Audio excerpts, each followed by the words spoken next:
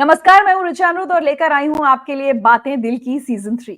बातें दिल की एक पहल है स्लीवर फाउंडेशन और संजीवनी सोसाइटी फॉर मेंटल हेल्थ की, जिसमें हम अपनी इमोशनल और मेंटल हेल्थ से जुड़े सभी पहलुओं पर बात करते हैं। और न सिर्फ बात करते हैं, बल्कि एक्सपर्ट से समझने की कोशिश भी करते हैं कि कैसे हम अपनी और अपनों की मेंटल और इमोशनल वेलनेस का ध्यान रखकर उसको बेहतर बना सकते हैं, ताकि हम सब एक बेहतर जीवन जी सकें। पहले के 2 सीजन्स में हमने effective communication, listening without judgment, emotionally healthy relationships, managing anger, managing stress, addiction, depression, suicide prevention, breakups, parenting, sexual abuse, domestic violence, emotional first aid जैसे कई इंपॉर्टेंट टॉपिक्स पर बात की।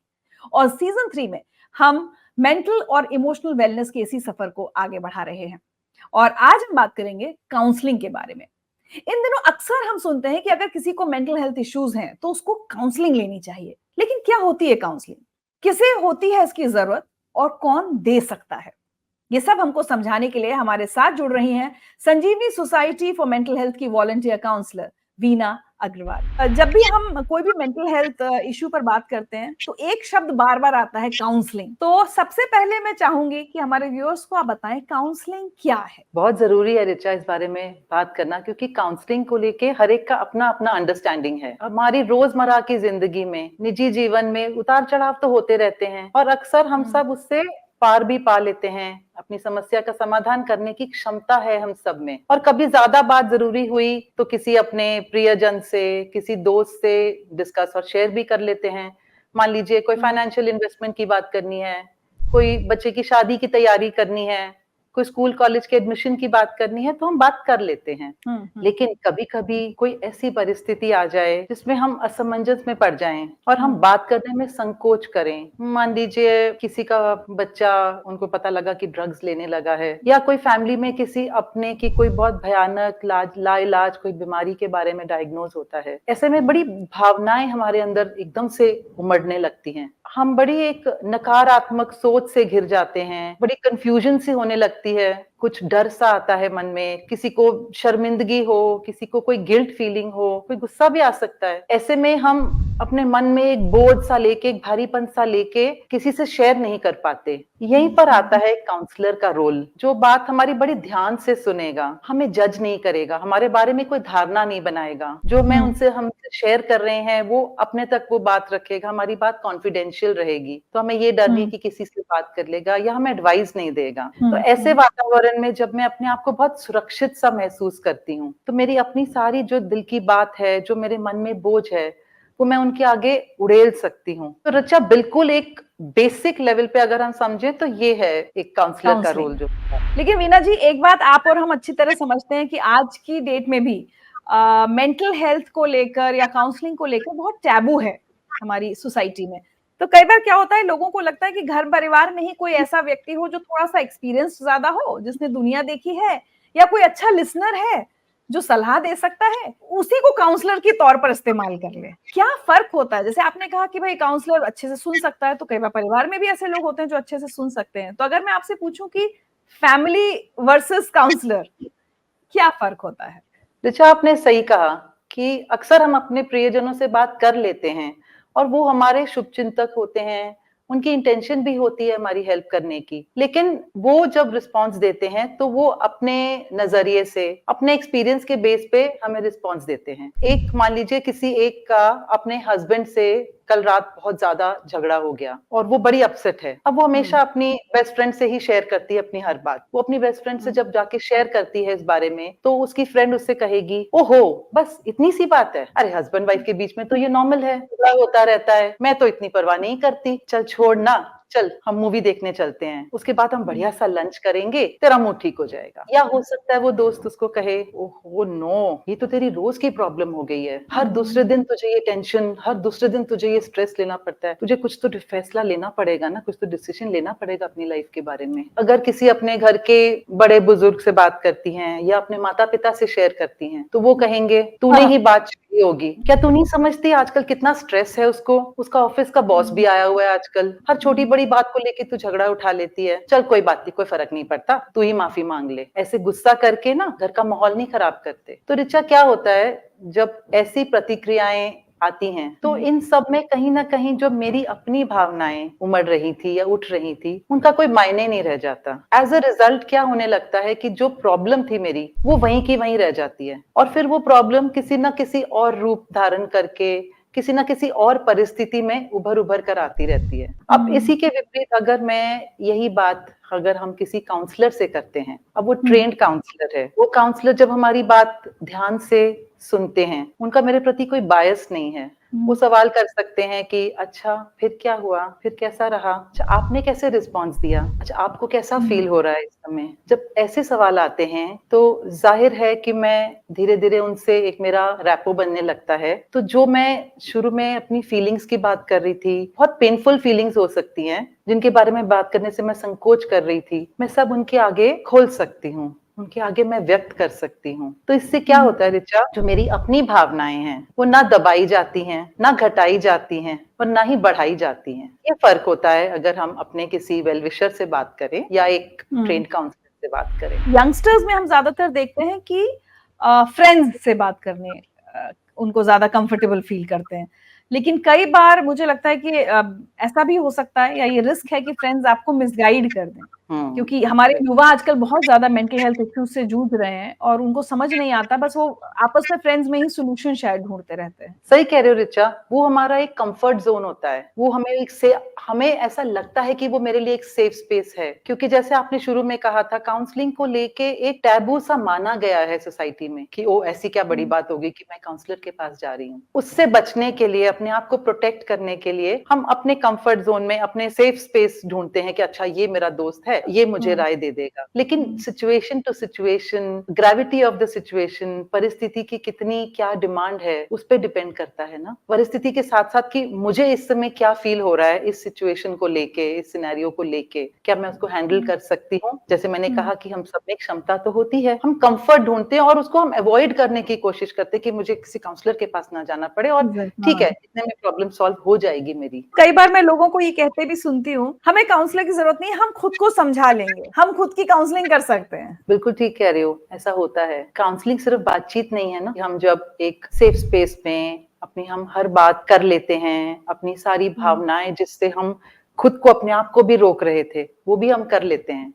तो ऋचा उससे क्या होता है ना, धीरे धीरे, क्योंकि हम जब हल्के हो जाते हैं ना, हम अपनी बात भी धीरे धीरे सुनने लग जाते हैं, हम काउंसलर के प्रश्नों पर विचार करने लग जाते हैं कि उस परिस्थिति में मेरा क्या रोल रहा था, मेरी क्या कंट्रीब्यूशन रही थी, सामने वाले का क्या रोल रहा था, उसकी क्या कंट्रीब्यूशन रही, मेरी उनसे क्या एक्सपेक्टेशंस थी, मेरा बिहेवियर कैसा था, क्या कोई और तरीका था जिससे मैं रिस्पॉन्ड कर सकती थी, क्या मेरी टोन कैसी थी, प्रॉब्लम को लेके कोई और नजरिया हो सकता है। इस प्रकार जब काउंसलर फैसिलिटेट करता है ना, मुझे अपने बिहेवियर पैटर्न्स दिखने लगते हैं। एक बार मेरे पास एक क्लाइंट आई थी, एक यंग मैरिड लेडी थी, उसकी परेशानी ये थी कि वो अपने रिश्तों में ना एडजस्ट नहीं कर पा रही थी, अपने ना घर में, इन लॉज से, हस्बैंड से, अपने जॉब में, इवन कभी कभी अपने क्लोज फ्रेंड्स से भी। तो जैसे हम बातचीत करते गए, जब एक्सप्लोरेशन हुई, एक आया निकल के कि जब कोई भी सिचुएशन, कोई परिस्थिति उसके अनुसार नहीं होती, उसकी अपनी एक्सपेक्टेशंस के हिसाब से नहीं होती,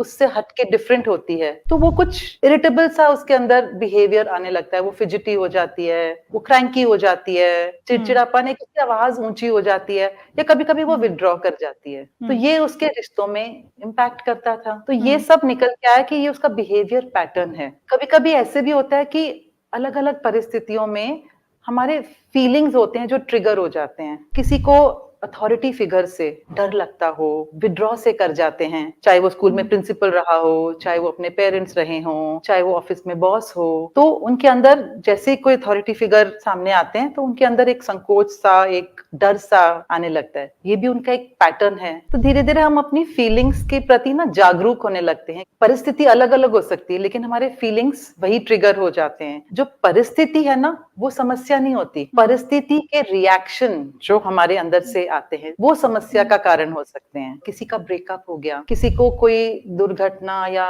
किसी के लॉस की खबर मिलती है, किसी को जॉब से निकाल दिया जाए। हर इंसान का इन सिचुएशंस को रिस्पॉन्ड करने का, हैंडल करने का या उनसे डील करने का नजरिया, एक तरीका अलग-अलग हो सकता है। ऐसे हम जब काउंसलर से बात करते-करते धीरे-धीरे, जैसे मैं अभी आपको बता रही थी, अपने पैटर्न्स, अपने ट्रिगर्स, अपनी फीलिंग्स की अवेयरनेस, तो हमें धीरे-धीरे क्लैरिटी आने लग जाती है। क्लैरिटी आती है अपनी स्ट्रेंथ्स की, क्लैरिटी आती है हमारी कमजोरियों की। जितना ज़्यादा हम अपने आप को जानते हैं, हमारा अपने ऊपर कॉन्फिडेंस बढ़ने लगता है। जब आत्मविश्वास बढ़ता है, तो हम लाइफ में ज़ाहिर है कि हम चॉइसेस भी बेटर करने लग जाते हैं। तो इस तरह से काउंसलर का जो रोल होता है ना, बातचीत से कहीं ज़्यादा बढ़कर होता है। काउंसलर एक साउंडिंग बोर्ड की तरह होता है, जो आपको एडवाइस तो नहीं दे रहा, आपको ऑप्शंस नहीं दे रहा, लेकिन आपको इस तरह के फैसिलिटेट कर रहा है, इस तरह के आपको सवाल कर रहा है कि जिससे कि आप खुद अपनी चॉइसेस सोच पाते हैं, आप खुद अपनी लाइफ को नजरिए से देख पाते हैं। खासकर जैसे हम कहें अगर अपने छोटे शहरों में, बड़े शहरों में फिर भी अब काफी अवेयरनेस आ गई है मेंटल हेल्थ इश्यूज को लेकर। छोटे शहर हैं जहां उतने एक्सपर्ट्स नहीं हैं, काउंसलर्स की कमी है, और कई बार क्या होता है हमारे आसपास अगर कोई व्यक्ति सुसाइड कर ले या बिल्कुल ही डिप्रेशन में चला जाए, सिवियर हो जाए उसकी प्रॉब्लम, तो हम कहते हैं अरे हम तो समझ ही नहीं पाए, हम हमसे बात करता वो व्यक्ति तो शायद हम समझ पाते या बात कर पाते।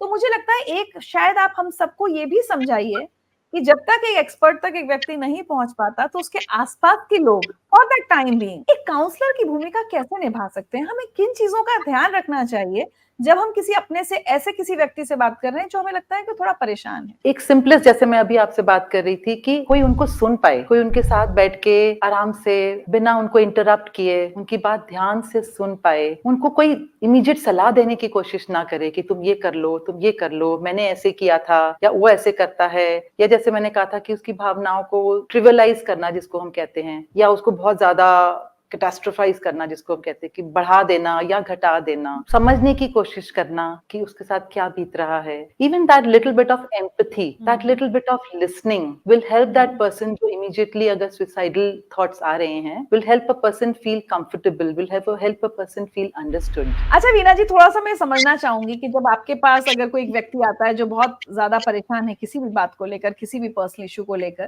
तो एक काउंसलर कैसे एक सफर तय करते हैं जहां से उस व्यक्ति के लिए सॉल्यूशंस निकलने शुरू हो जाएं? जब कोई काउंसलर के पास आता है ना, हमें ये समझना है कि काउंसलर एक प्रक्रिया है, एक स्टेप बाय स्टेप प्रोसेस है, जिसमें 4, 6, 7 डिपेंडिंग जिसको जितनी जरूरत है उतने सेशंस होते हैं। और उन सेशंस के द्वारा जब काउंसलर के साथ हम बैठ के विस्तार में, डिटेल में बहुत सी शेयरिंग होती है, बहुत सी वेंटिंग होती है, धीरे धीरे काफी क्लैरिटी आने लग जाती है। क्लैरिटी जैसे अपनी फीलिंग्स के बारे में, और वो फीलिंग्स हर तरह की हो सकती हैं। बड़ी हमारी कंफर्टेबल फीलिंग्स जिससे हमें बड़ी अच्छी फीलिंग अच्छा लगता है, could be are very uncomfortable feelings, जैसे हम अपनी वल्नरेबिलिटी हम काउंसलर के आगे रख पाते हैं। जाने अनजाने में अपनी एक्सपेक्टेशंस, हमारी क्या अपेक्षाएं होती हैं सामने वालों से, क्या हमारी आशाएं होती हैं, वो भी उससे हम अवेयर होने लग जाते हैं। फिर और जब हम धीरे धीरे और आगे हम जब बढ़ते हैं अपने सेशन में, हमें अपनी पर्सनल नीड्स समझ आने लग जाती हैं। नीड्स कुड बी, जैसे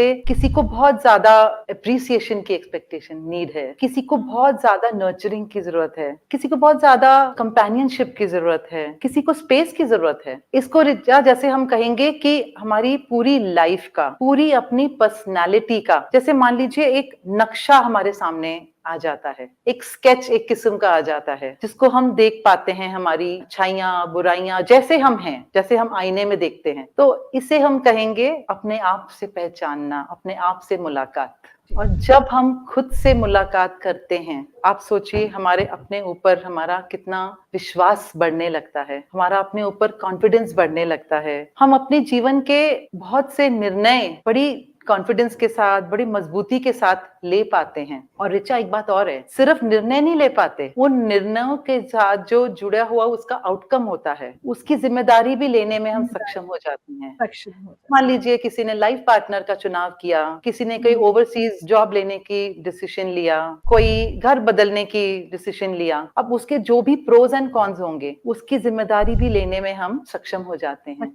और ये क्लैरिटी आने से रिचा हम ना आत्मनिर्भर होने लग जाते हैं। अपनी नीड्स की रिस्पॉन्सिबिलिटी लेना, कि हम नीड्स को कैसे पूरा करते हैं, उसकी जिम्मेदारी लेना, अपने फैसले करना। देखिए अल्टीमेटली जिंदगी में अपने फैसले, अपने निर्णय तो हमें खुद ही लेने हैं ना।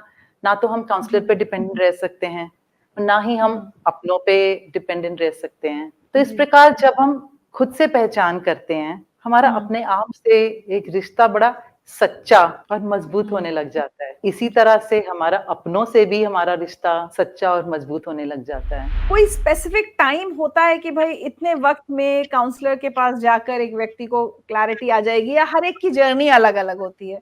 कोई 4 सेशन में भी ठीक हो सकता है, किसी को 6-8 सेशन, या किसी को कई महीने लग जाएँ? बिल्कुल ऋचा, देखो हम सब ह्यूमन बीइंग्स की अपनी-अपनी पेस होती है। हम सबका अपना-अपना तरीका होता है, अपनी-अपनी विलिंगनेस होती है। पहले तो सबसे पहले ये डिपेंड करता है कि हम किस स्टेज पे काउंसलर के पास जाते हैं, और क्या हम खुद गए हैं काउंसलर के पास, या हमें किसी ने हमें फोर्स करके भेजा गया है। जितनी हमारी विलिंगनेस होगी, उतनी हमारी रेडीनेस होती है। और कुछ ऐसे होते हैं जो अनकंफर्टेबल फीलिंग्स को इमीडिएटली तैयार होते हैं कि चलो इस पे कुछ काम करते हैं और लाइफ में चेंज आ जाएगा। और कोई ऐसे भी होते हैं कि जिनको बहुत ज़्यादा तकलीफ होती है कि अरे! ये तो मुझे नहीं पता था अपने बारे में, अब तो मुझे चेंज करना पड़ेगा। और ऋचा, आप समझ सकते हो कि ज़िम्मेदारी लेना कितना बड़ा चेंज है हमारी लाइफ में। दूसरों से तो चेंज एक्सपेक्ट कर लेते हैं, लेकिन खुद को चेंज करना मुश्किल होता है। एक अच्छा काउंसलर हमेशा पेस पे चलता है, जिस पेस पे उसका क्लाइंट चलता है। 4 सेशन में ही लगता है कि हाँ, मुझे अब और सेशन की ज़रूरत नहीं है, या किसी को और ज़्यादा सेशन भी हो सकते हैं। So there is no fixed number of session. चलिए वीना जी, चलते-चलते मैं चाहूँगी आज की पूरी बातचीत को, अगर आप कुछ मेन पॉइंट्स को समराइज़ करना चाहें हमारे व्यूअर्स के लिए, तो क्या-क्या इम्पोर्टेंट बातें हों? तो सबसे बड़ी मेन पॉइंट्स ये हैं, जब हम किसी परेशानी में ऐसे हों कि जब हम अपनों से बात करने में संकोच कर रहे हों, किसी भी वजह से, हमारी डर, शर्मिंदगी, कोई भी और कारण हो सकते हैं, तो हम इमीडिएटली एक काउंसलर के पास जा सकते हैं। सफ़र करने की ज़रूरत नहीं है। जब हेल्प अवेलेबल है और उससे हम अपनी ज़िंदगी को, अपने जीवन को बेटर बना सकते हैं, लाइफ का अपना हम चार्ज ले सकते हैं, अपने आस-पास की ज़िंदगी को बेटर बना सकते हैं, so why not? We must reach out. Counselling का जो गोल होता है, वो होता है एम्पावरमेंट। हमारा सशक्तिकरण होता है इससे, और इससे हम अपना और अपनों का सम्मान करने लगते हैं। बहुत ही खूबसूरती से एक्सप्रेस किए अपने विचार वीना जी ने, और देखिए बहुत इम्पोर्टेंट बात है, आप में से बहुत सारे लोग जो इस वक्त हमें सुन रहे हैं, किसी दुविधा से या किसी मुश्किल हालात से गुजर रहे होंगे। जो हमने कहा कि हमें कई बार लगता है कि हम अपने आसपास के लोगों से कह तो रहे हैं, अपनी फैमिली में या फ्रेंड्स में, लेकिन वो समझ नहीं पा रहे हैं, या कोई हमें सोल्यूशन नहीं मिल पा रहा है। तो ऐसे में बहुत ज़रूरी है कि आप काउंसलिंग को अपनाएँ, किसी काउंसलर से, किसी एक्सपर्ट से मिलें, ताकि आपके थॉट्स में वो क्लैरिटी आ पाए जिसकी वीना जी बात कर रही थी, और जल्द से जल्द आप अपने उस मुश्किल हालातों से निकल पाएँ, और इमोशनली और मेंटली आप एकदम फिट फील करें। कब और क्यों किसी को काउंसलिंग की ज़रूरत पड़ती है, इस बारे में बात करेंगे अपने अगले वीडियो में। लेकिन आज वीना जी, हमसे जुड़ने के लिए और इतनी अच्छी बातचीत करने के लिए बहुत-बहुत शुक्रिया। Thank you. Thank you Richa.